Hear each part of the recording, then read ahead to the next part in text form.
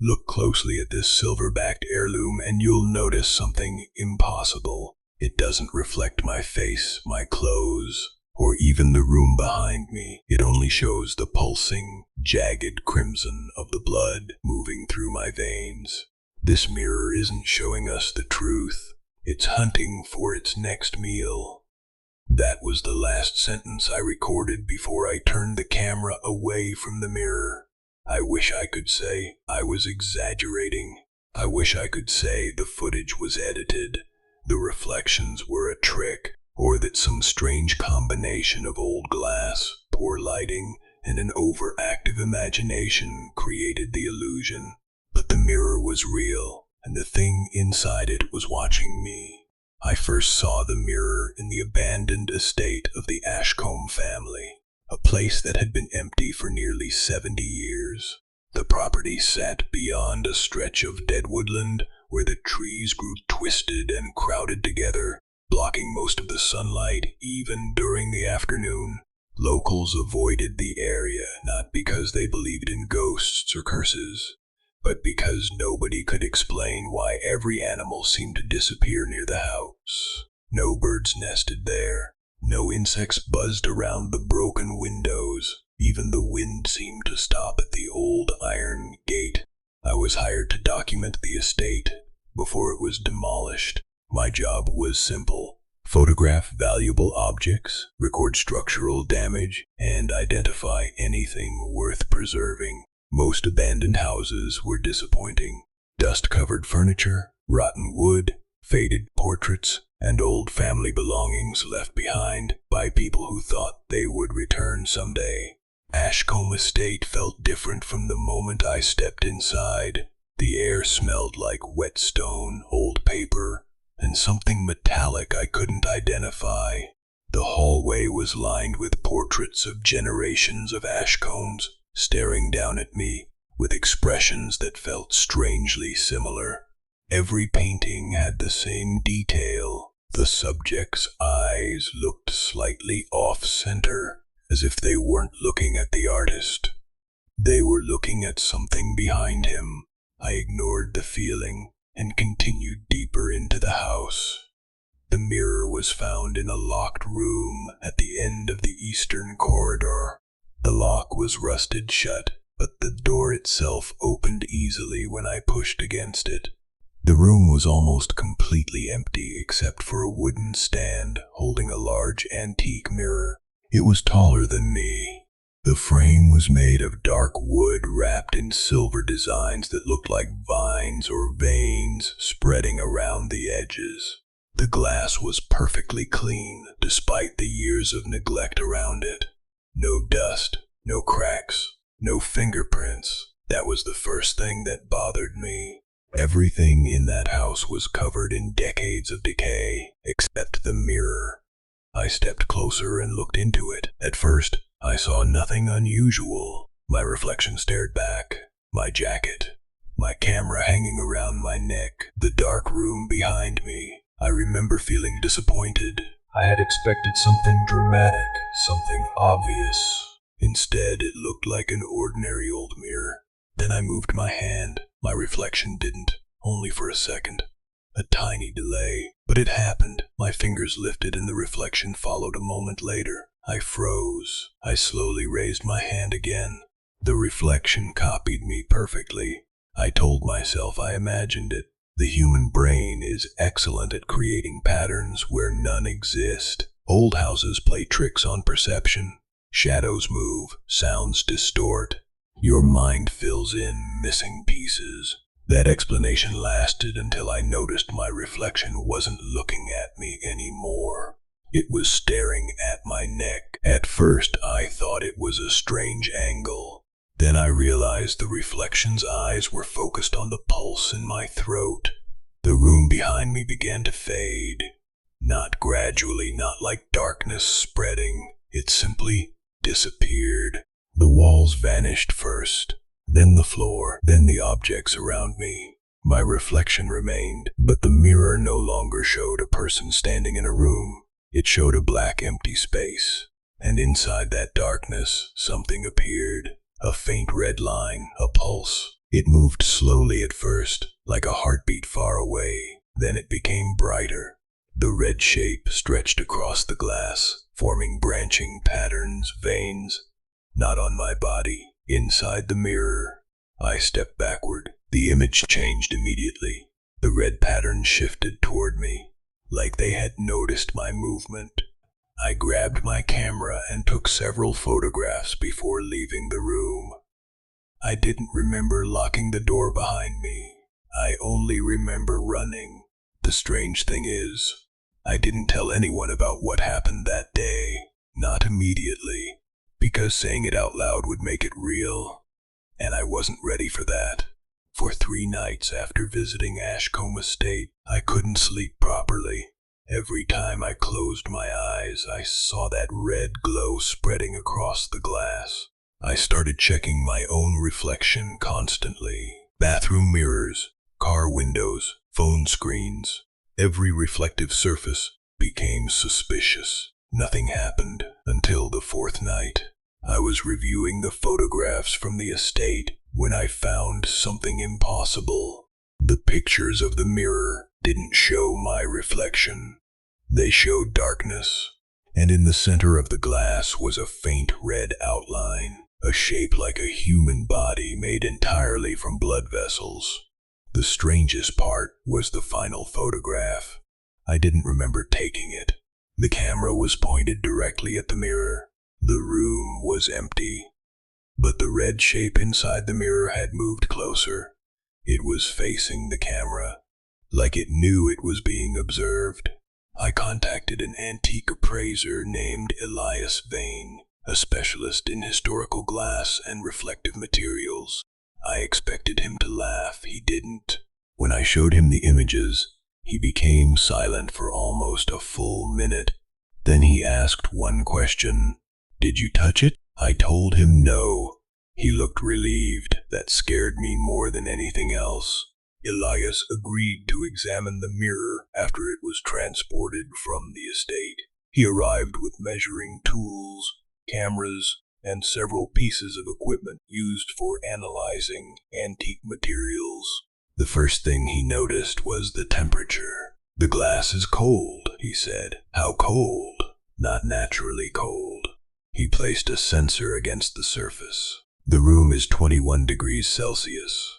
The glass is closer to 5. That shouldn't have been possible. A mirror can feel cool because glass conducts heat differently than skin. But this was different. The surface wasn't simply cool. It felt like it was pulling warmth away." Elias studied the silver backing carefully. Mirrors from the 19th century were often made using silver nitrate processes, he explained. The quality varied. Some old methods produced unusual optical effects, distortions, strange reflections, chemical reactions over time. Could any of that explain what I saw? He didn't answer. Instead, he turned off the lights. The room became completely dark. Then he switched on a thermal imaging camera. The screen showed the heat patterns of our bodies, our faces, our hands, our breathing. It looked similar to the technology used in modern medical imaging systems in 2026, where thermal sensors help doctors observe temperature changes and blood flow patterns. But when Elias pointed the camera at the mirror, the screen changed. The mirror appeared almost black, except for one thing, a red network of lines. Right. Moving, pulsing the same veins I had seen. Elias lowered the camera. "That's impossible." The mirror was colder than the room, yet it was displaying heat, not reflecting it, amplifying it. "What does it mean?" I asked. He stared at the glass. "I don't know." That was the first time I realized Elias was afraid. Not curious, not fascinated. Afraid. He began researching the mirror's history. The silver frame matched records from the Ashcombe family. It was believed to have been purchased in Europe in the late 1800s. But the records contained something unusual. The mirror had changed owners several times, and every owner disappeared. Not died, disappeared. The last Ashcombe family member to live in the estate was a woman named Margaret Ashcombe. Her journal was found hidden beneath a floorboard. Elias read the entries aloud. March 12th. The mirror has stopped showing faces. He turned the page. March 19th. It watches the servants now. Another page. April 2nd. The red shapes appear before the person enters the room. My stomach tightened. What does that mean? Elias continued. April 9th. It no longer reflects blood. It reflects hunger. The journal ended there. The final page had only one sentence. It has learned the difference between a reflection and a victim. That night, I covered every mirror in my apartment. I knew it was irrational, but I did it anyway. The problem was that the mirror didn't need another mirror to appear. At 3:17 in the morning, my phone camera turned on by itself. I woke up to the screen glowing on my nightstand. The camera was open, pointed toward the covered mirror across the room. I sat up. The blanket covering the mirror was moving, not falling, moving, as if something behind it was pushing outward. I turned on the lights. Everything stopped. I walked across the room slowly. My hands were shaking. I pulled the blanket away. The mirror was normal. My reflection appeared, pale, tired, terrified. Then my reflection smiled. I didn't. The smile lasted only a second, but it was enough. I dropped the blanket and backed away. The glass remained still. Then a small red pulse appeared behind my reflection's chest. A heartbeat. The mirror wasn't showing me. It was showing something wearing my shape. I smashed the mirror, or at least I tried. The hammer hit the glass. The impact sounded wrong, like hitting thick ice. The surface cracked, but instead of breaking, the cracks filled with red light. The mirror repaired itself. The next morning, Elias called me. He sounded exhausted. I found something else. I didn't want to ask, but I did. What? The mirror wasn't made to reflect people. Silence. Then what was it made for? He hesitated. According to one theory, old silver mirrors were sometimes believed to capture more than images. Some cultures thought reflections were connected to life itself. A mirror wasn't just a copy, it was a doorway.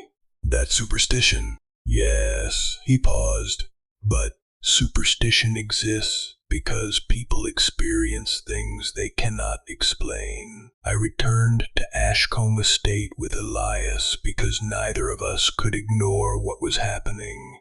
The mirror needed to be destroyed. That was the only plan. We carried equipment into the old room. The moment we entered, the mirror changed. The glass darkened. The room behind us vanished, and the red veins appeared. But this time there were more. Hundreds, thousands. They filled the entire surface, like a living body trapped behind the glass. Elias stepped closer. The mirror reacted. The red patterns moved toward him. "Don't!" I whispered. He stopped. Then the mirror showed something different. It showed Elias, not his reflection. His veins, his heart, his blood flowing through him. He stepped backward. The mirror copied him. Except the image inside moved faster. The red pulse accelerated. The glass began to fog from the inside. Then something appeared behind Elias's image. A second figure, tall, thin, almost human, but made of darkness. Elias dropped his equipment. "It's been watching through every reflection," he whispered. The figure inside the mirror lifted its head, and for the first time, I understood. The mirror wasn't showing blood, it was searching for it. The room temperature dropped. My breath became visible.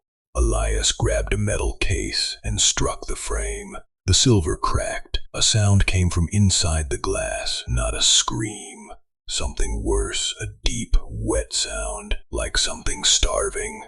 The mirror began pulling, not physically, emotionally. My eyes locked onto it. I felt memories slipping. My childhood, my family, my own name. The mirror was taking pieces of me, Elias shouted. "Don't look at it." but it was already too late. Inside the glass, the red veins formed a new pattern. They formed my face. Except the face was smiling. The figure behind it moved closer. I felt something touch my shoulder. I turned. Nothing was there, but in the mirror, a hand rested on me. A black hand, long fingers, claws. I ran. Elias followed. We left the room and slammed the door. But the mirror was still there, waiting. The next day, authorities arrived at Ashcombe Estate. The mirror was gone. Nobody moved it. Nobody entered the room. The only evidence left was the camera footage from Elias's equipment. Most of the recording was corrupted, but one frame remained. A picture of the mirror. The glass was empty. No reflection. No veins, nothing, except a small red shape in the corner, like an eye. Elias vanished 3 days later. His apartment was empty, no signs of struggle, no explanation. Only one thing remained on his desk. A photograph of himself standing in front of a mirror. But the mirror in the photo wasn't reflecting him. It was showing the inside of his body, his blood, his heartbeat, and behind it was the same dark figure, watching. I never looked into a mirror the same way again. I covered every reflective surface in my home. I avoid windows at night. I don't use polished metal. I don't even like looking at black phone screens when they go dark. Because sometimes, just sometimes, I see something moving, a faint red pulse, a slow heartbeat, waiting. And the worst part is, I don't think the mirror ever wanted my reflection. I think it wanted me to look into it long enough for it to remember my shape. Because once something learns what you look like, it doesn't need the mirror anymore. It can find you anywhere. And last night, when I walked past the covered mirror in my room, I heard something behind the cloth. A quiet tapping, like a fingernail against glass. 3 slow knocks, then a whisper. My own voice, calling my name. The mirror is still here, and it's no longer waiting for someone to look at it. It's waiting for someone to look away.